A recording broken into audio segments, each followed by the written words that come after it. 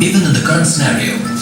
when the ecosystem, this wetland is an important staging and wintering area for thousands of migratory waterfowl species.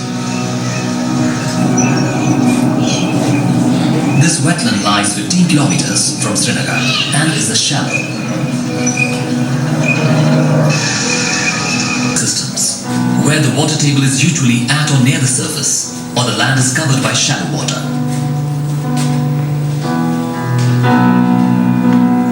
Wetlands within River Jhelum Basin play a significant role in the hydrography. They function as natural sponges that trap and slowly release surface water, rain, and habitat compared to the extreme freezing conditions in their natural habitat.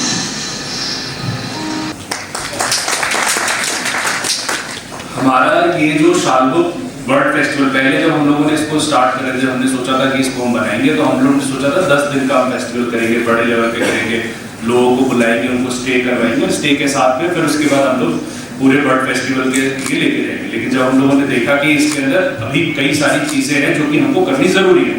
क्योंकि आज तक इस पर ध्यान नहीं दिया गया था, तो ये पहली बार है जब हम शालबुग में बर्ड फेस्टिवल कर रहे हैं।